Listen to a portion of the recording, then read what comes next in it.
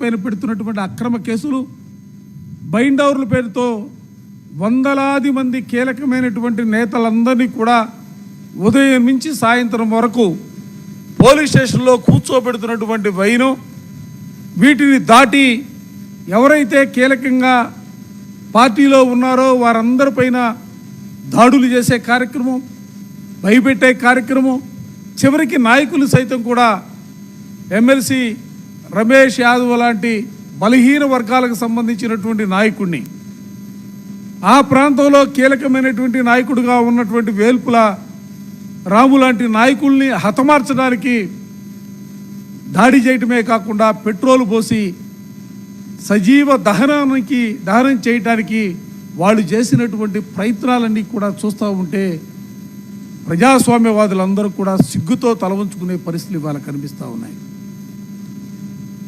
అందుకే వైఎస్ఆర్ కాంగ్రెస్ పార్టీగా ఎన్నికల ప్రక్రియ ప్రారంభమైన రోజు నుంచి ఎలక్షన్ కమిషన్ మెట్లు ఎక్కుతూ ఉన్నాం, దిగుతూ ఉన్నాం. ముఖ్యంగా పులివెందుల ప్రాంతంలో జరుగుతున్నటువంటి అప్రజాస్వామిక విధానాల్ని, ఆ అప్రజాస్వామిక విధానాలకి అధికారులు వంతపాడుతున్నటువంటి వైనం పైన పదే పదే వినతి పత్రాలని సమర్పించినటువంటి పరిస్థితులు ఉన్నాయి. 2 రోజుల నుంచి కమిషనర్ గారిని కలవాలని ప్రయత్నం చేస్తే కమిషనర్ గారు అందుబాటులో లేరు.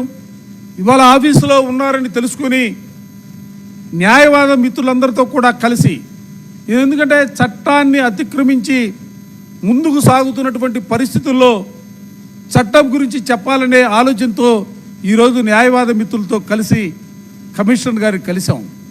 కమిషనర్ గారికి చెప్పాం, మేము మీకు వినతి పత్రాలు ఇస్తున్నామే తప్ప దానికి ప్రతిఫలం క్షేత్రస్థాయిలో కనబడట్లేదు. మేము ఇచ్చినటువంటి ప్రతి వినతి పత్రాన్ని మీరు కిందకు పంపిస్తున్నారు, బాగానే ఉంది, కానీ అక్కడ దానిపైన స్పందించే అధికారులు కరువయ్యారు. దీనిపైన మీరు కఠినంగా ఉండాలా. మేమేదో మాకు అనుకూలంగా పనిచేయమని మేము కోరటం లేదు, ప్రజాస్వామ్యాన్ని పరిరక్షించమని చెప్పి మిమ్మల్ని అడుగుతా ఉన్నాం. ఎన్నికల కమిషన్ పోస్ట్ ఆఫీస్ మాదిరిగా ఉండకూడదు. ఎలక్షన్ కమిషన్ గతంలో విన్నాం, శేషన్ గారు అని చెప్పి ఆయన గురించి కథలుగా చెప్పుకున్నటువంటి పరిస్థితులు ఉన్నాయి. ఇవాళ అదే రకమైనటువంటి రీతిలో ఆంధ్రప్రదేశ్ సంబంధించినటువంటి రాష్ట్ర ఎన్నికల కమిషనర్ గారు అయినటువంటి తమరు కూడా ఆ విధమైనటువంటి మీకున్నటువంటి విస్తృతమైనటువంటి అధికారాలతో నిష్పక్షపాతంగా ఎన్నికలు జరిపించాలని చెప్పి మేము వారిని కోరాం. అదే సందర్భంలో ఎందుకంటే పోలీస్ అధికారులు పెడుతున్నటువంటి అక్రమ కేసులపైన, దాంతోపాటుగా తెలుగుదేశం నాయకులు కడప జిల్లాలో ఉన్నటువంటి అనేక నియోజకవర్గాలకు సంబంధించినటువంటి వాళ్ళ కార్యకర్తలు, నాయకులు ఇప్పటికే పులివెందులో తిష్టవేశారు. పక్క జిల్లాల నుంచి వస్తూ ఉన్నారు. వారిని అడ్డుకోవడానికి కనీసం ఎక్కడా కూడా అధికారులు ప్రయత్నం చేయట్లేదు. వాళ్ళని అడ్డుకోవాలా? అక్రమంగా ఆ ప్రాంతంలో తెలుగుదేశం నాయకులే కాదు, ఏ రాజకీయ పార్టీకి సంబంధించినటువంటి నాయకులు ఎవరిని కూడా ఆ ప్రాంతంలో ఉంచడానికి వీల్లేదు. వారందరినీ కూడా బయటికి పంపించే కార్యక్రమాన్ని చేయాలని చెప్పి వారిని కోరటం జరిగింది. దాంతోపాటుగా అతి ముఖ్యమైనటువంటి, ఎందుకంటే ఇవాళ పోలింగ్ బూతులు మార్చారు. అసలు చాలా ఆశ్చర్యం కలిగింది. వారితో చెప్పాం, ప్రజాప్రతినిధుల ప్రాతినిధ్య చట్టం 1951 ప్రకారం సెక్షన్ 25లో చాలా స్పష్టంగా చెప్తూ ఉంటుంది చట్టం.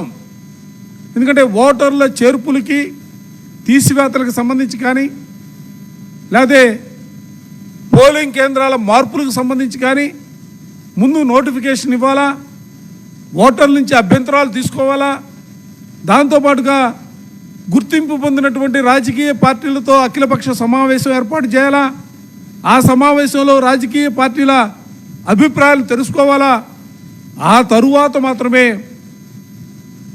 ఈ మార్పులకి చేర్పులకి అవకాశం ఉంటుంది. కానీ ఇక్కడ పులివెందులకి ప్రత్యేకమైనటువంటి రాజ్యాంగంతో నోటిఫికేషన్ ఇవ్వరు, అభ్యంతరాలు స్వీకరించరు, గుర్తింపు పొందినటువంటి రాజకీయ పార్టీలతో సమావేశాలు పెట్టరు. ఇవన్నీ లేకుండా కేవలం కాగితాల మీద పోలింగ్ కేంద్రాల మార్పు. అసలు నిజంగా ఆశ్చర్యం కలుగుతోంది వాళ్ళు చెప్తున్నటువంటి సమాధానాలు అంటే. ఒకే గ్రామ పంచాయతీ అంటారు. అసలు ఎక్కడ గ్రామ పంచాయతీలో శివారు గ్రామాలు ఉంటాయి.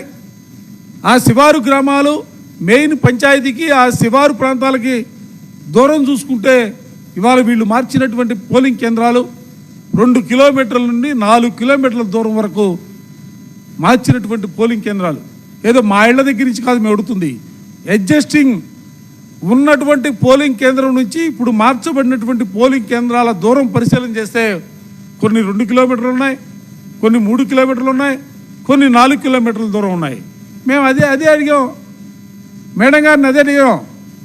ఎన్నికల కమిషన్ మీరే పదే చెప్తా ఉన్నారు కదా, ఓటర్ల పోలింగ్ శాతాన్ని పెంచాలా, ప్రతి ఒక్కరూ కూడా ఓటు హక్కుని వినియోగించుకోవాలా.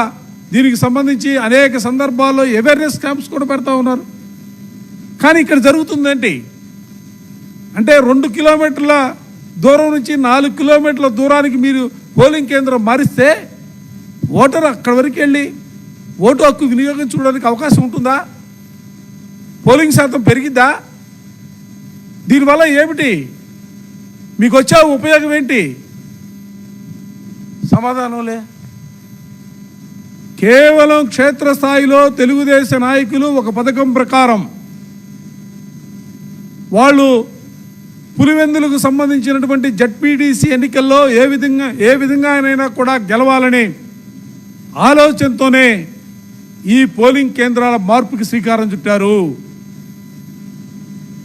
ఈ రాష్ట్రంలో అనేక చోట్ల ఖాళీగా జడ్పీటీసీ ఎన్నికలు ఉన్నాయి, జడ్పీటీసీ స్థానాలు ఉన్నాయి, చాలా చోట్ల ఎంపీటీసీ స్థానాలు ఉన్నాయి.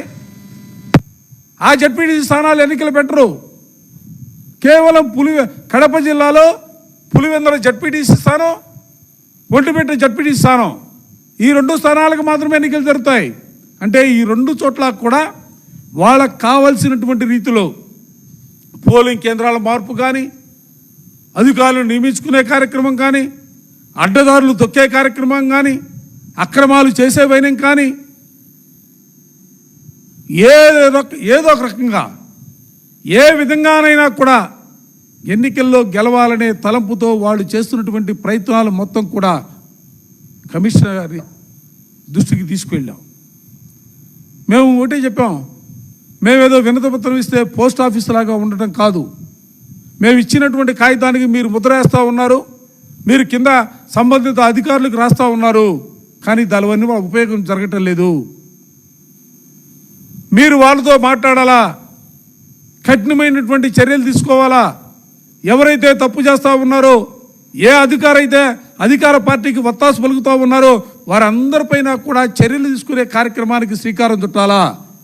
అప్పుడే వ్యవస్థల మీద నమ్మకం పెరుగుతుంది.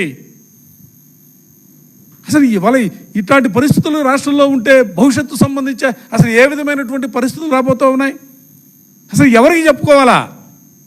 న్యాయం చేయవలసినటువంటి, నిష్పక్షపాతంగా వ్యవహరించవలసినటువంటి ఎలక్షన్ కమిషన్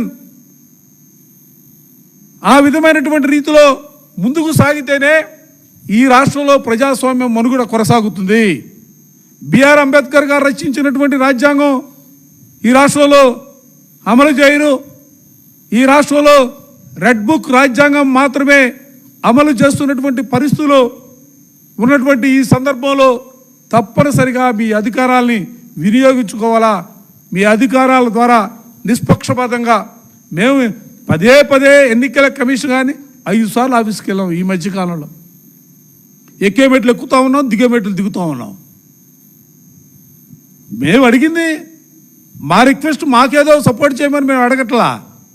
ప్రజాస్వామ్యాన్ని పరిరక్షించడానికి పూర్తి స్థాయిలో ఎన్నికల కమిషనర్ గారు పనిచేయాలా, వ్యవస్థ పనిచేయాలా.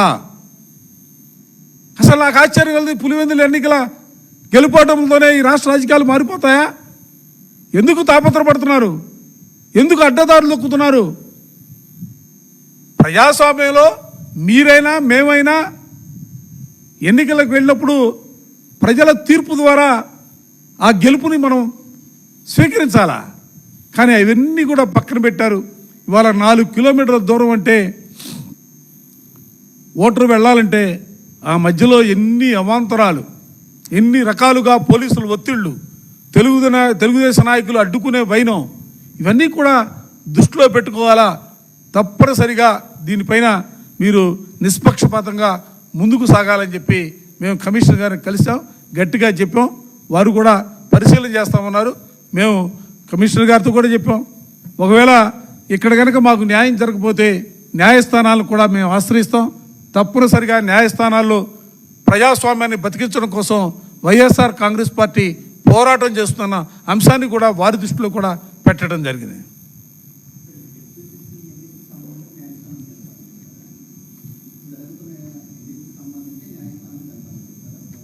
ఎస్ ఎస్ ఎస్ ఎందుకంటే అసలు ఎన్నికల్ని సమీక్షించి ఎన్నికలు నిష్పక్షపాతంగా నిర్వహించాల్సింది ఎన్నికల కమిషన్. అటువంటి ఎన్నికల కమిషన్ గారి దగ్గరికి వెళ్ళి మా బాధ, మా గోడు, అక్కడ జరుగుతున్నటువంటి అప్రజాస్వామిక విధానాలు, తెలుగుదేశం పార్టీల అక్రమాలు, అడ్డగోలు వైనం పైన విపులీకరణ చెప్పాం, పరిశీలన చేయమని చెప్పాం. ఇండిపెండెంట్గా మీకున్నటువంటి వ్యవస్థల్లో అక్కడి నుంచి ఇన్ఫర్మేషన్ తెప్పించుకోమని చెప్తా ఉన్నాం. మేము చెబుతున్నటువంటి వైనాన్ని మాత్రమే మీరు నమ్మొద్దు. మీకున్నటువంటి పూర్తి సమాచారాన్ని, క్షేత్రస్థాయిలో జరుగుతున్నటువంటి వీటిపైన మీరు ఇండిపెండెంట్గా సమాచారం తెప్పించుకోండి, వ్యవస్థలను కాపాడండి చెప్పాం. తప్పనిసరి పరిస్థితుల్లో అక్కడ కూడా మాకు న్యాయం జరగకపోతే న్యాయస్థానాలను ఆశ్రయిస్తాం. ఇది వైఎస్ఆర్ కాంగ్రెస్ పార్టీ అక్కడ పులివెందుల ఎన్నికల్లో గెలుపోటముల గురించి కాదు, ప్రజాస్వామ్యాన్ని పరిరక్షించే ప్రక్రియలో మేము న్యాయస్థానాలను ఆశ్రయిస్తాం. Thank you.